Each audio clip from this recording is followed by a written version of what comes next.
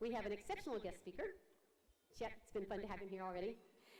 He will educate you, inform you, and inspire you to become more involved and more aware of life issues. Our gifted speaker has motivated many people by his story, his struggles, his joys, and his personal faith. He calls himself a walking case study for pro-life. Chet graduated with a degree in radio, TV, and film production. He owns his own travel agency, designs and hosts websites, creates and edits special occasion videos, is music minister at his home church in Irving, Texas, and, doesn't that sound busy? He's a new dad. Yay! Okay. His daughter, Hannah, is 7 months. And you have a picture of his wife on your program with you. So, and actually the little picture, of course, is him. It's not Hannah, even though it is a child. In 1980, Chet's father, Dr. Jim McDaniel, will introduce Chet as only a father can. In 1980, Jim and his wife, Judy, had their third child, Chet. Nothing could have prepared them for what occurred in the delivery room, as you might imagine. Chet was born with no arms and shortened legs. What began in 1980 as a bleak, hopeless situation in a hospital delivery room 28 years ago has blossomed into a beautiful, fragrant ministry. Together, Jim and his son, Chet McDoniel, authored a book, All He Needs for Heaven, which is available on Chet's table in the back, as well as some other resources. They are currently touring the nation speaking on overcoming disabilities and living a happy, fulfilled life. Won't you please join me in welcoming Jim and Chet McDoniel?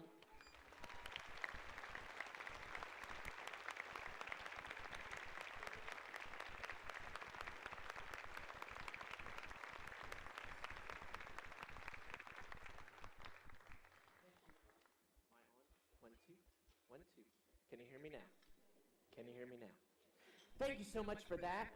I appreciate that introduction. And as April said, it was bad news for Nick, but it's great news for us because we cannot wait to tell you our story. My story starts with a shock, and it's something I don't remember.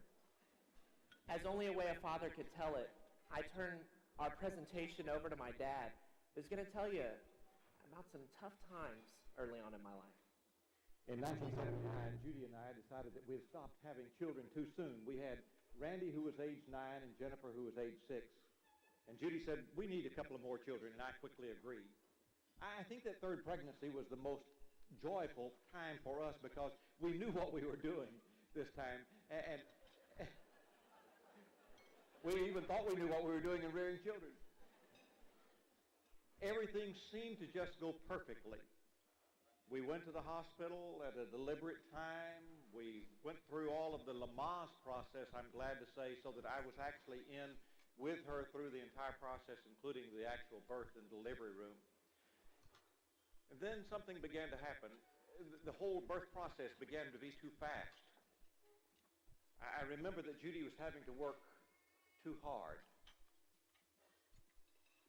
I remember that the doctor looked up at me from his vantage point, and with a pained expression on his face, shook his head negatively. I moved so I could block Judy's view of the mirror. I also remember that we basically lost at least one of the nurses as she was standing off away. I found out later on that I came very close to losing both wife and son at that point because he was born breech, and she closed in around his head. The doctor then, with force, simply went in after him, cut a little place under his eye, tore up Judy. Well over 100 stitches were required. The doctor laid Chet on Judy's stomach and said, now, Judy, what we have here are some congenital anomalies. He had called for an anesthesiologist to put her to sleep to do the repair that was necessary. And I leaned down next to her and told her what I saw. It looks like our boy has no arms and very short legs. And with that, she cried herself to sleep. The next few moments were rather interesting as the doctor wanted to show me what he was doing. I had no understanding. He had already taken Chet over into little holding area and laid him there. He told me later, I rather did the minimum for Chet.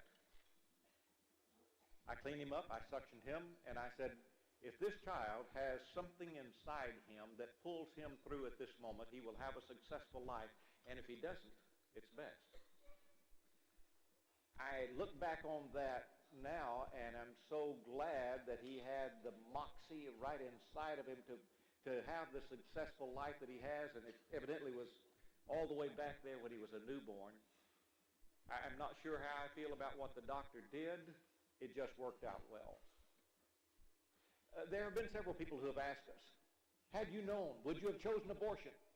And I quickly answered, no. We stood firm against abortion. We had no knowledge of any difficulties, though, and of course, then there was never even a question. Our orthopedist told us that if we lived in another state, and he named the state, and this was 1980, January first week or two, he said you would have had the option to decide whether that child would live or die. I couldn't believe it. I said, what do you mean live or die? He's very much alive. He seems to be in good health. He said, I'm glad you are where you are in your thinking, but there are places in this country right now where you could decide to just quietly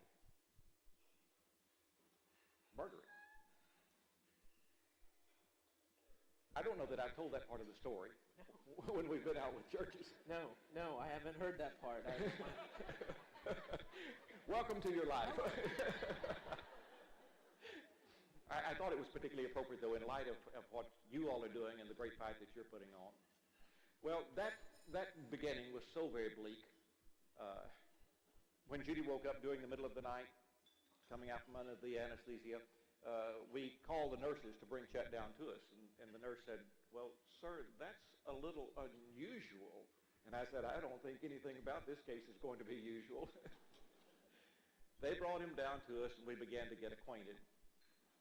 Both of us struggled very hard with the loss of a dream.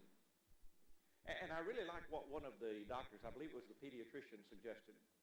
You need to have a funeral, bury a dream, and start all over with what you have. I think we did that. And tonight you have before you the product of that new dream. A man who is very successful in business, very successful in life, has a bright, happy attitude that I think you'll pick up on. Those early days, though, were tough, very tough.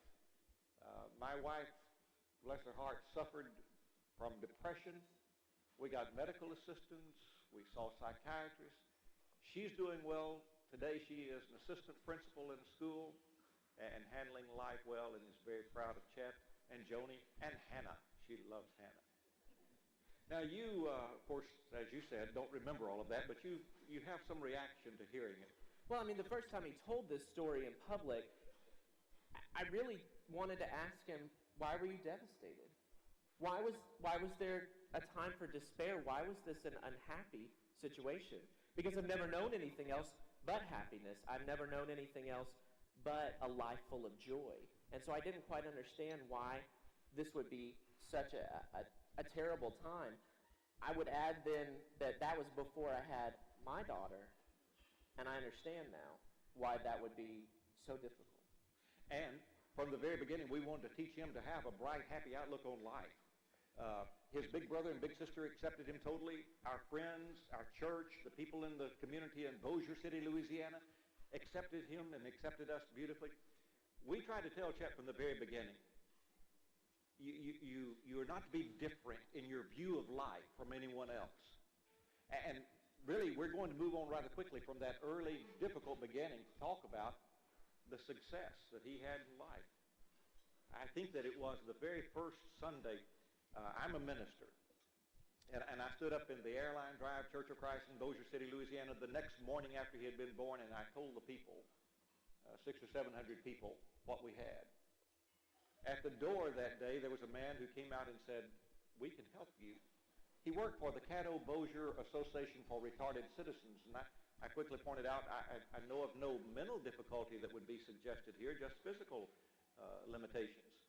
And he said, well, we have occupational therapist, and physical therapist, and we will help you. And we felt like for the first time we know what to do because we didn't know where to turn. It wasn't very long then, a matter of just a few weeks, until an occupational therapist was showing us what Chet would be able to do with his feet. And you can do a few things with your feet. Write, type, 35 words a minute or more, depending on what I'm doing. I drive a car, a van that's specially modified for me. I generally am in a powered wheelchair that I get around with. Sometimes when we travel, I'm not able to take it with me. But play with the dog, play with my daughter, do anything that anybody else can do with their hands. He mentioned that wheelchair. That was one of the great freedoms that Chet had. When he was 3 years old, we got his first powered chair. Okay, stop.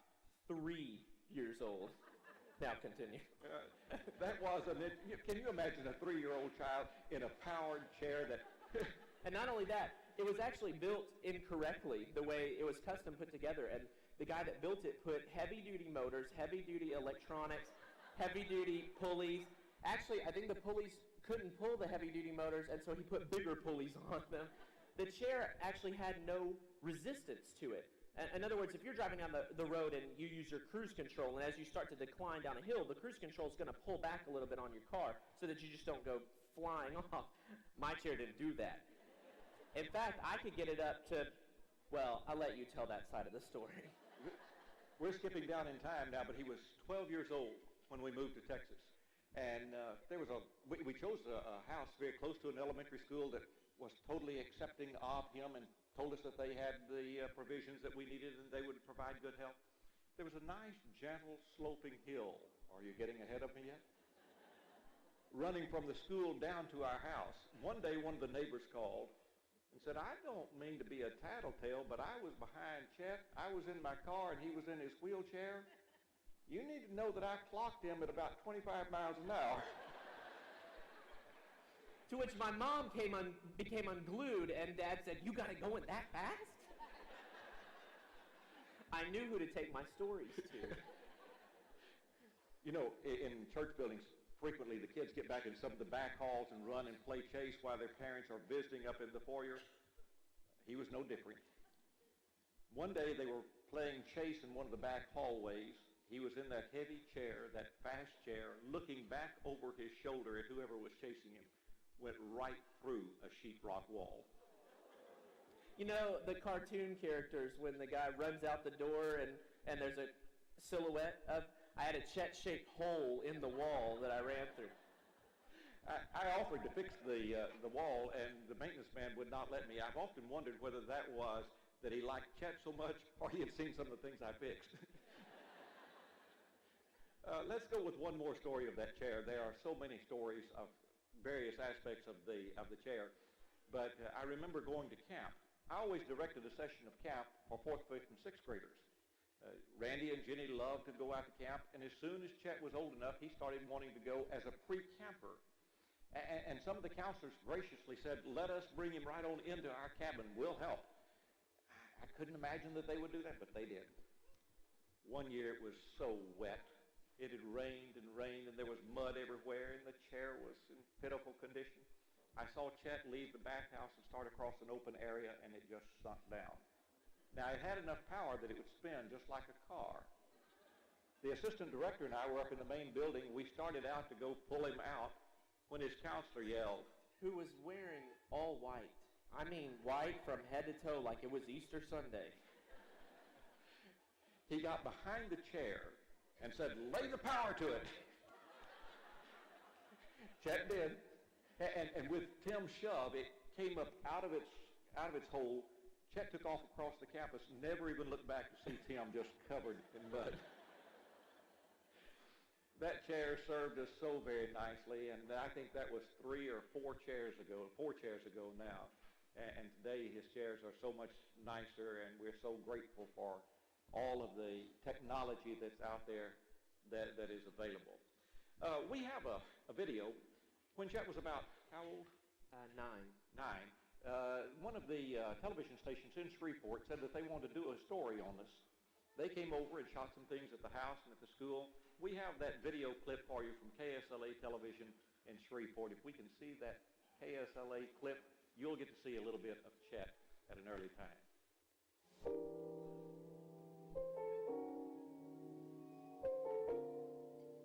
It was crushing. It was crushing right at the moment. I blocked Judy's view of the mirror so that she couldn't see. Then Dr. Machota laid the baby across me and said, we have congenital abnormalities. And I didn't even know what that meant. And then I remember waking up thinking, it wasn't a dream. That this really did happen. He was not exactly what Mom and Dad had expected. 9.5 years ago, little Chet McDoniel came into the world with no arms, and his legs were not normal. I had a very, very hard time. It was particularly hard for his mother, Judy. I thought when he was born, by the time he was this age, we would have a severely introverted, shy, want-to-stay-at-home child. 1, 2, 3.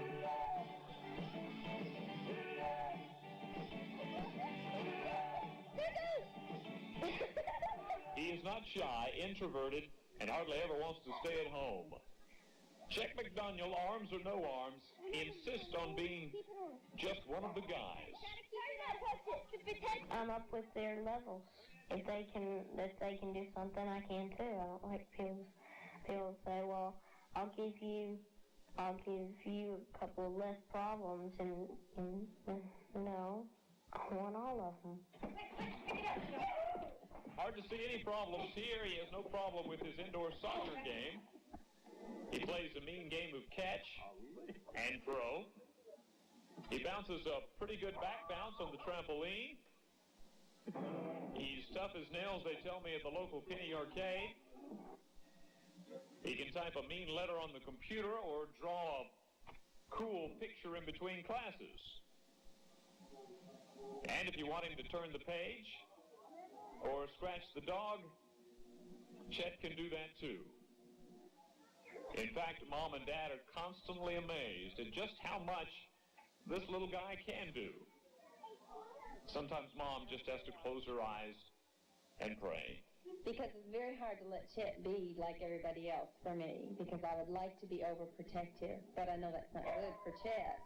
And so I let him do, but I don't stand and watch. Chris Webster has been watching Chet do his own thing since he was born. She has become Chet's unofficial adopted grandmother. Takes him to the arcade or the pizza parlor. She knows how cruel some people can be. This little boy ran out and stuck his finger in Chet's face and laughed at him. I've never had that happen. And I stood there and I said, Chet, don't pay any attention to him. I said, excuse me. And then we went and got our pizza and we sat down, and Chet took his little foot and he rubbed my hand. He said, Nanny, are you comfortable now? Chet seems quite comfortable with his life. He's got more friends than he can handle at school. He's got a trampoline and a computer and a dog and a mom and a dad and a sister and an adopted grandmother who love him and who treat him exactly the way Chet McDoniel would like to be treated. Just like one of the guys.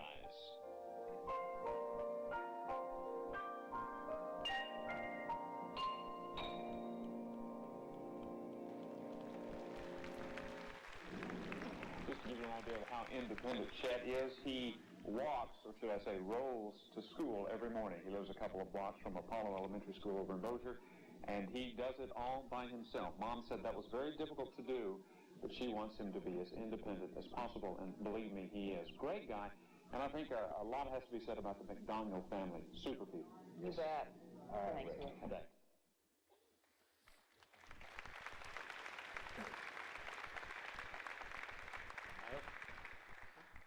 In 1991, I felt like I had finished my ministry at the Airline Drive Church in Bossier City, and we began to look for a new place to work.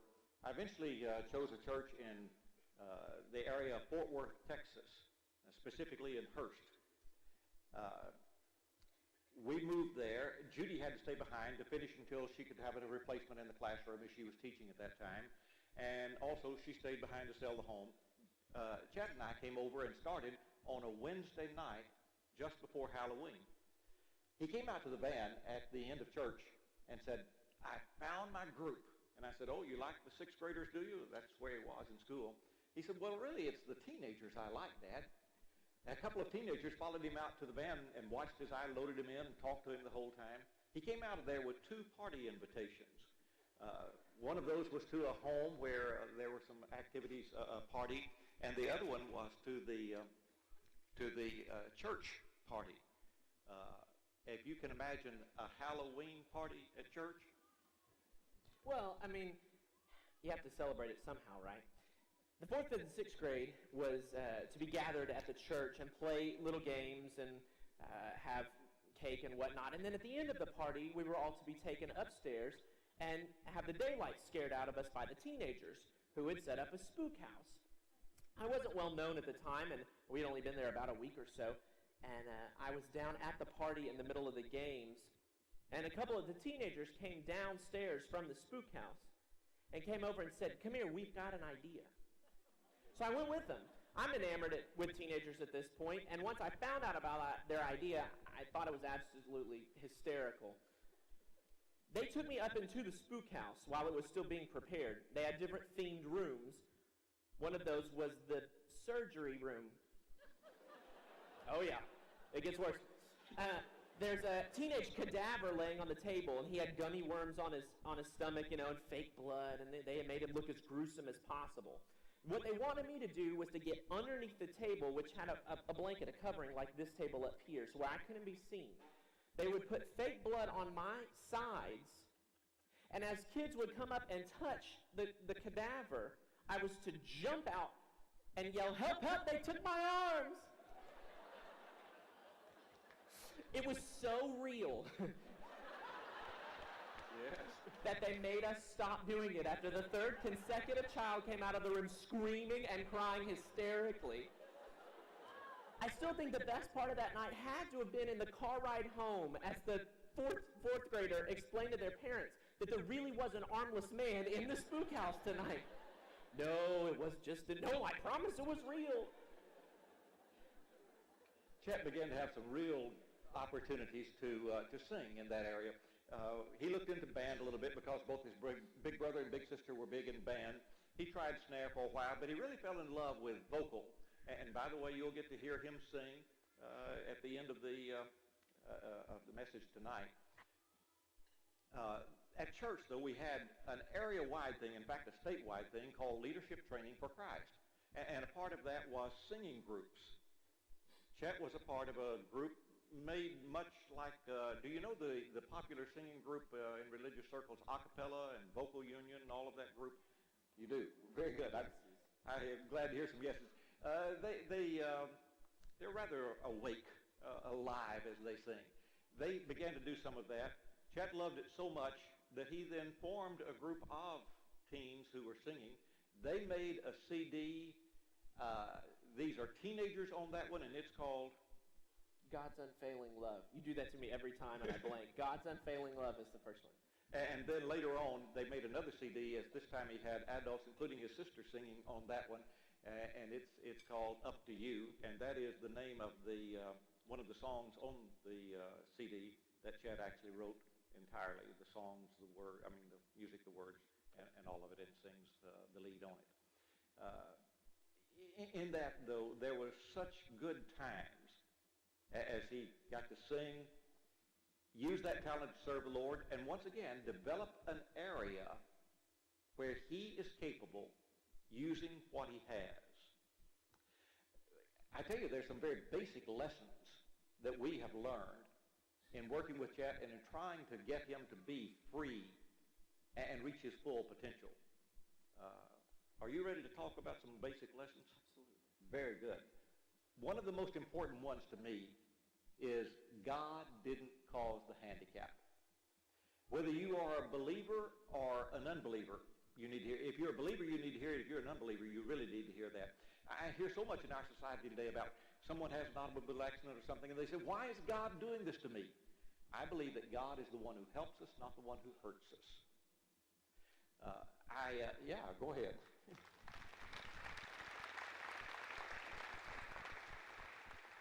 I've talked to some people who have the idea that if you have something wrong with you, it's God's either punishment or showing how people of faith handle difficult times.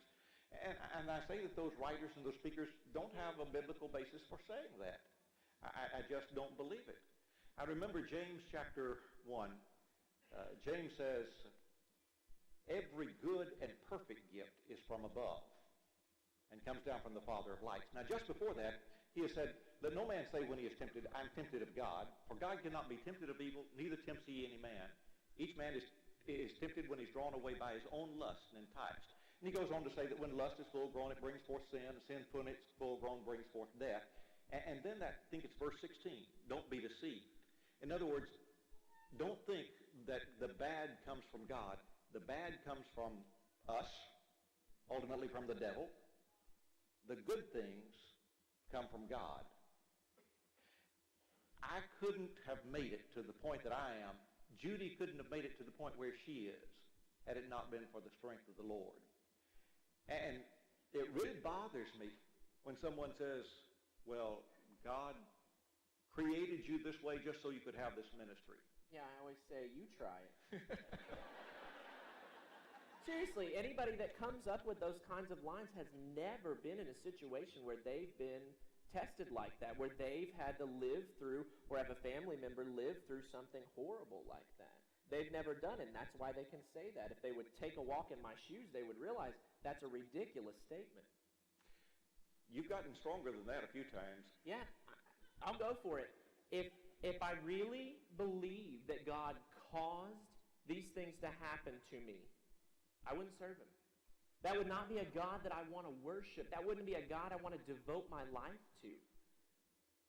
The God I want to devote my life to is the one that has gotten me here, right here on this stage at 28 years old, being able to stand in front of a group of people and say, I'm okay, and so are you. That's the kind of God with strength and support and sovereignty that I say we all worship. Not some fanciful God who would act like a human and punish other people for what? What about the ridiculous statement when Jesus is walking down the road with his disciples and they see a blind man and they say, Master, who sinned, this man or his parents, that he may be born blind? And because I love that, because that presupposes that the man sinned before he was born blind, which I don't really understand, but somehow they had a reason for the question. And I love the message. Are you familiar with that transliteration? As Pedersen says, you're asking the wrong question. There's no such cause-effect relationship here. Instead, see what God can do. And that, very simply, is who I serve.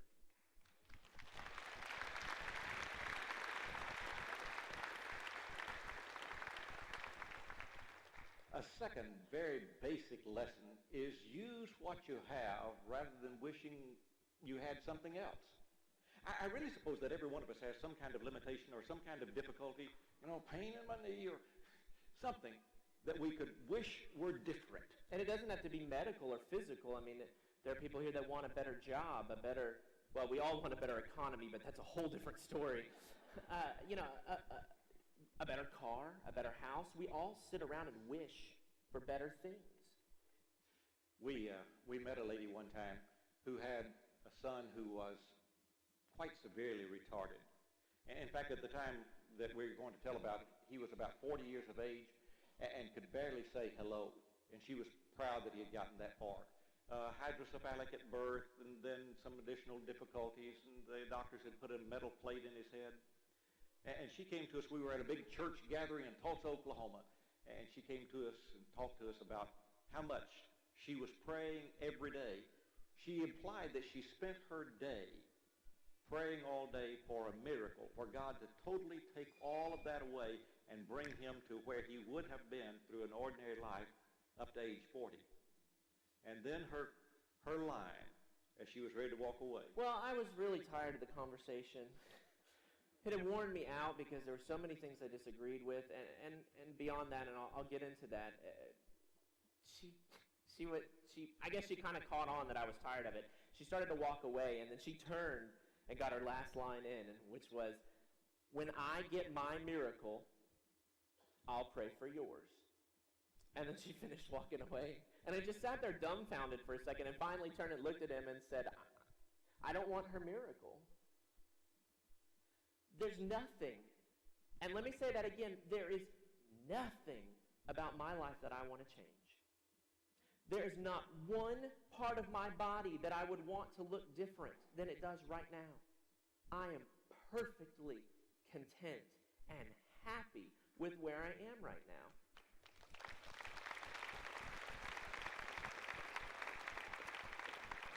So I don't go as far as to say that God couldn't or God doesn't or get even into that argument. What I say is, why? Why would he do that when he knows that I'm not broken and I know it too? So you spend all of your time, this woman, all of your time praying that things would be different. And what do you do in the meantime? You wait. You don't serve. You don't join organizations that are doing such good things like this. You don't worship. You don't live life. Instead, Chet has taken a body that's limited. He can't reach things on the top shelf. See? There's my limitation. There's your limitation. And beyond that, I mean, let's say that God, like right now, just snapped his finger. Well, not right now, because that would happen in front of you, and that's not part of the joke. Let's say that you all saw me here tonight, and then tomorrow at the airport you happen to be walking through, and I was walking around with arms. Would that not freak you out? It's just not something that in our realm of experience occurs.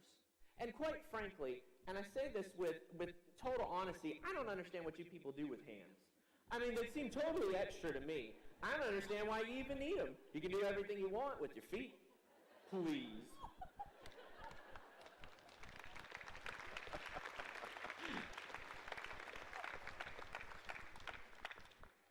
One of the things that we tried to teach all three of our children and emphasized a great deal with Chet was don't go through life whining.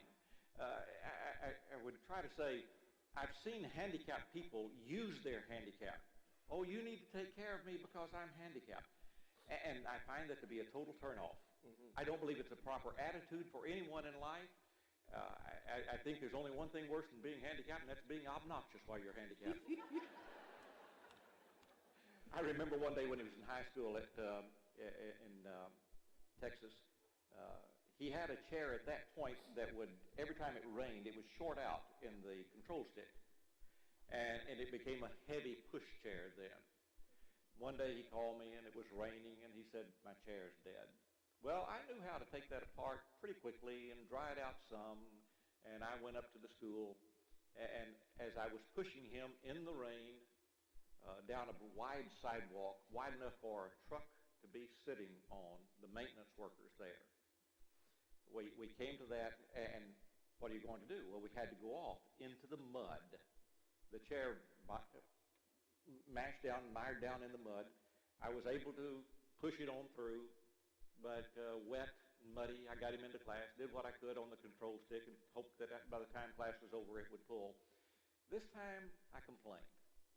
Most of the time we just go on our way and don't complain. But I went to the assistant principal and I said, don't mean to make a big thing of it, but that maintenance truck is blocking the sidewalk and I had to get off in the mud and Chet's chair's dead and it was heavy. And he said, that will be taken care of. And I said, you know, I don't like to complain like this because I tell Chet, nobody owes you anything. And that assistant principal said, yes, we do too. We owe him the same respect that we owe anyone else in life. And I rather like that part. Not the extra, but the same amount of respect. Yeah, I always was puzzled by groups in school and even in current life and society organizations that want to get together and, I guess for school purposes, take on the school. I remember one such organization at the college. I started off at a junior college that was close by to where he worked, and that made it easier for transportation. It was before I had my own van. And they nonstop bugged me about joining this organization. And I finally asked them what their agenda was. If I'm to join, what do you all do? What do you all help other handicapped students on campus? Do you talk to the schools to work out better situations? And their response was, we demand our rights. And I said, I will never set foot in your organization. Never come to your meetings. There's no point in going through life demanding your way or taking on the school or taking on the government or taking on society. Hey, wait. If you approach anything, any situation with a good attitude and a positive attitude, you're going to get a lot farther with the people that are in your way or that are doing things that you don't like. You're going to get a lot farther with them than if you go demanding it. Then you go saying that this is my right and you will give it to me. Those are the kinds of people that want to call my travel agency and gripe and whine and complain that I really don't do anything for. I'm pretty cold about it. If you're going to call and complain and yell at me, quite frankly, the conversation's going to end with me doing the bare minimum I can get by with you not suing me. But if you call and you have a genuine problem and you start out by saying, I don't want to make a big deal, but I really need some help with this, I will bend over backwards to make sure your vacation is awesome. And I think that's the kind of attitude that we should all have in approaching these organizations or anybody that gets in your way in life, just by saying, look, I have an issue and I want to talk to you about it. And that goes a lot farther than whining.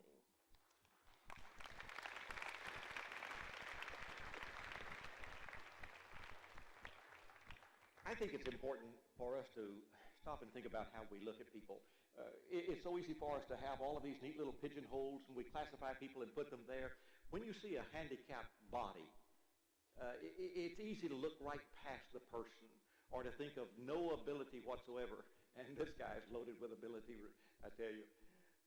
When we moved to Texas, we were looking at different elementary schools. Chet was in the 6th grade, and that was elementary school at that point in that part of Texas.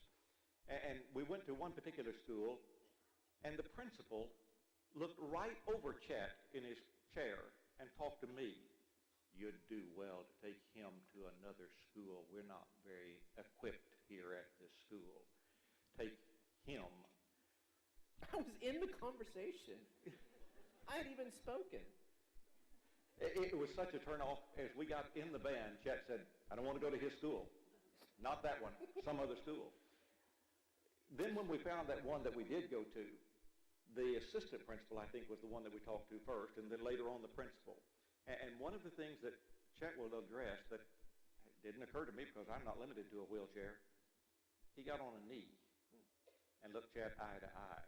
I spend my whole life looking up at people. And you may not have known this, and I don't mean to come across as saying you should have known, but people that are shorter or limited to wheelchairs for mobility, it means the world to them when you get down eye-to-eye level. You're treating them as if you would treat anybody that you walked up into a conversation with. They just can't stand up and be the same height as you. And that is a huge thing. The other thing that I like to point out is so many people, and I do this at these kinds of things, and then I get hugged like nonstop afterwards, which I guess is fine, but I think it's funny.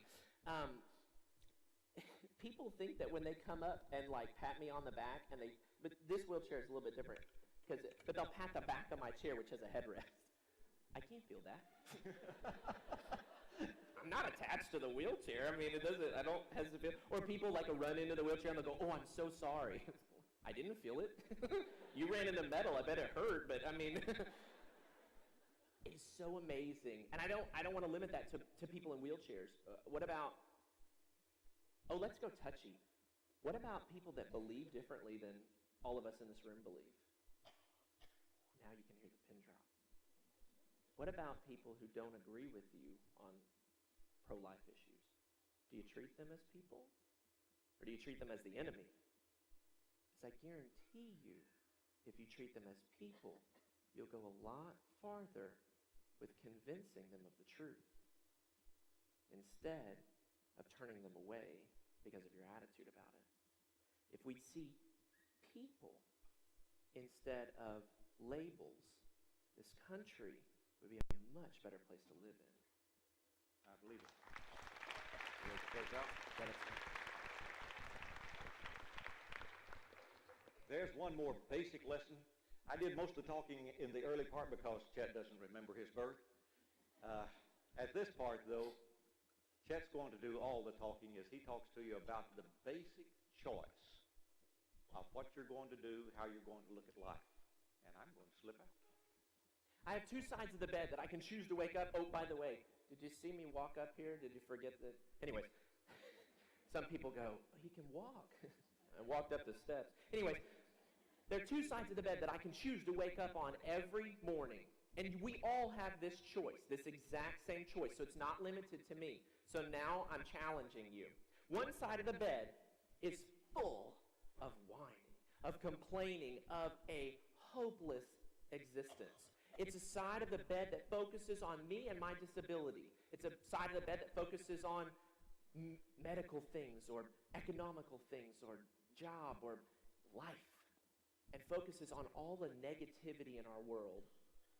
This side of the bed will get you nowhere, not a step away, because you'll spend the whole day whining and complaining, and your friends will hate it.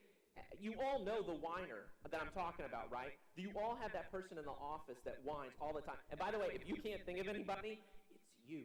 Anyway, so you all know that person. You all know who that is, and when you see him coming, you go, oh no, I don't have the patience to deal with this morning. Listen, that side of the bed, it's a worthless life. The only side of the bed that you can choose is the side where you wake up in the morning and you put a smile on your face and you know that God is in control and He loves you. Those are the only two things that you need to survive in this life. The only two things that will get you through the day, the week, the year, forever. Listen, you may have been, let's say, cut off on the road today. You may have gotten yelled at by the boss. You may have had a blowout in the family. Whatever your situation was today, and I'm going to get a little touchy, I've had it worse. All right? I don't complain. I try not to whine. I try to have a good attitude.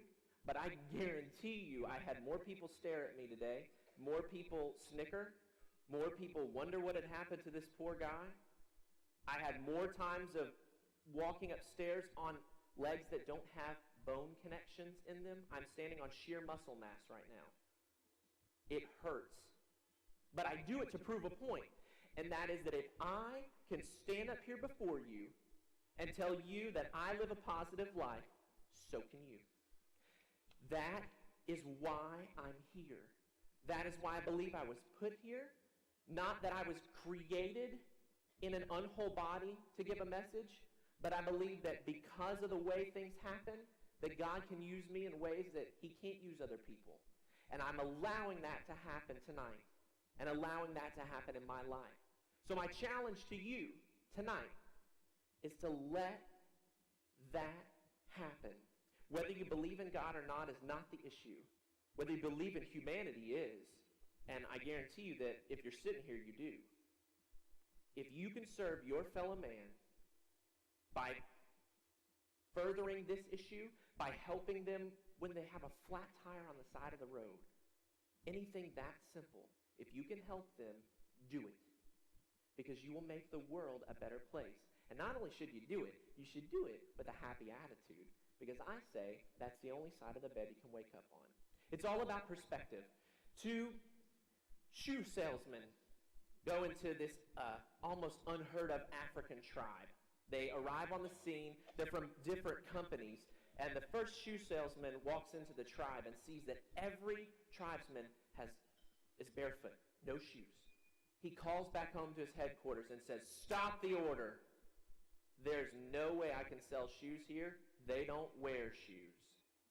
The second salesman walks into the same exact situation, looks around, calls back to his headquarters and says, "Triple the order.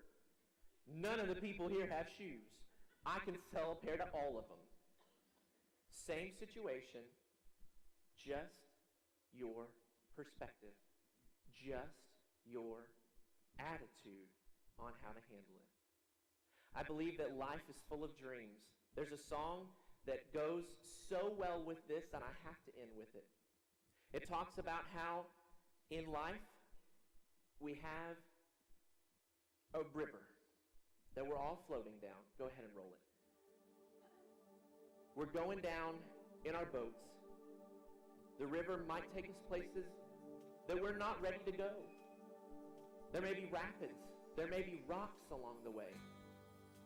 But like this song says, I guarantee you, if you stay in the river, you pursue your dreams, and you live life with a positive attitude, you will be so much happier and so much more fulfilled than those of humanity that are simply standing on the shore.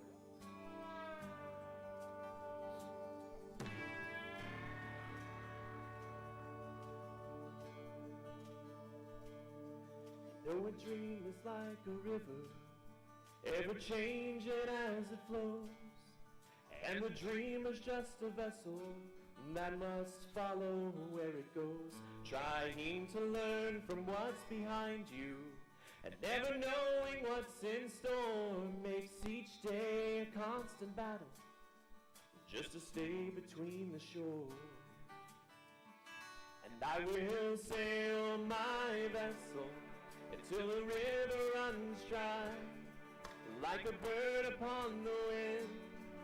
These waters are my sky, I'll never reach my destination if I never try, so I will sail my vessel till the river runs dry.